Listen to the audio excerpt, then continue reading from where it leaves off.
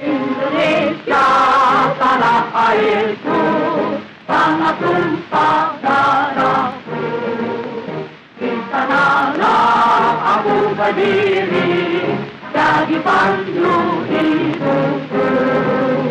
Indonesia kebangsaanku. Indonesia itu kaya akan berbagai hal, kaya akan budaya, kaya akan energi, dan kaya akan sumber daya manusia. Tapi meskipun kaya, Indonesia kurang mengoptimalkan kekayaan tersebut. Lalu terjadi hal-hal yang tidak diinginkan. Contohnya seperti ini. Ini contoh kasus krisis listrik yang terjadi di Aceh. Krisis listrik tersebut dimulai pada bulan Februari dan diperkirakan Aceh mengalami pemadaman sampai awal Maret. Hal ini disebabkan karena kurangnya pasokan listrik yang diterima oleh Aceh. Karena pasokan listrik di Aceh masih berasal dari Medan. Menurut PLN, warga Aceh harus sedikit bersabar karena PT PLN sedang membangun pusat listrik untuk Aceh sendiri.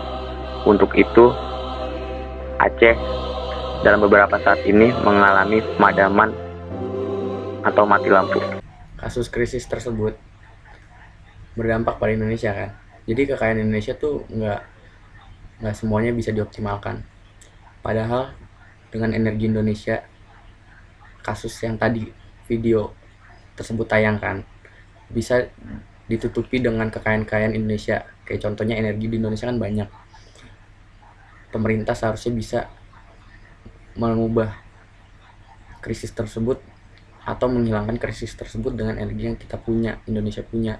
Masih ada energi alternatif, atau mengubah pola perilaku kehidupan masyarakat dengan sosialisasi atau cara.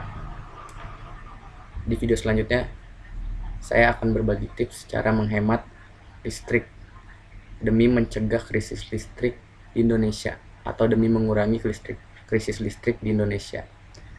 Bisa dilihat. Untuk mencegah krisis listrik, pemerintah punya cara yang masih dalam tahap sosialisasi, yaitu mematikan atau menghemat listrik pada pukul 17 hingga 22. Karena masih tahap sosialisasi, pemakaian listrik dengan berlebihan masih saja tinggi. Dengan pola hidup seperti itu, dan tanpa bantuan energi terbarukan, krisis listrik akan semakin mengancam Indonesia. Untuk itu, ini ada beberapa cara menghemat listrik di rumah untuk meminimalisir krisis listrik. Tips yang pertama adalah bersihkan kulkas secara rutin, sehingga kinerja kulkas dapat optimal. Lalu jangan sering membuka atau menutup pintu kulkas, serta tutup kulkas dengan rapat. Tips yang kedua adalah gunakan alat elektronik seperlunya. Lalu pada saat tidak digunakan, sebaiknya cabut kabelnya dari sumber listrik.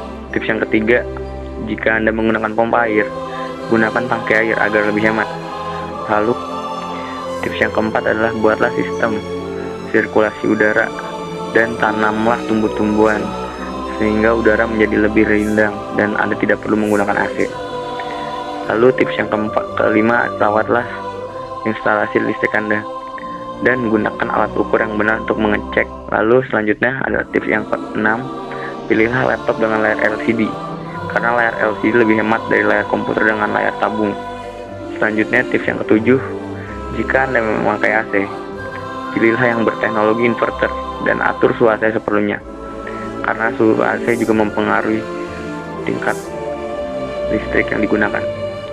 Selanjutnya adalah tips yang ke-8, atur sistem penerangan Anda sehingga Anda bisa mengurangi penyalakan lampu di siang hari. Lalu tips yang selanjutnya ke-9, gunakan lampu hemat energi dan gunakan alat-alat elektronik yang berteknologi hemat energi. Tips yang ke-10, buatlah jadwal mencuci Anda agar dapat di-manage energi listrik yang digunakan pada saat mencuci. Tips yang terakhir, buatlah jadwal menyetrika seminggu sekali. Sekian tips dari saya. Ingat, hemat pangkal kaya.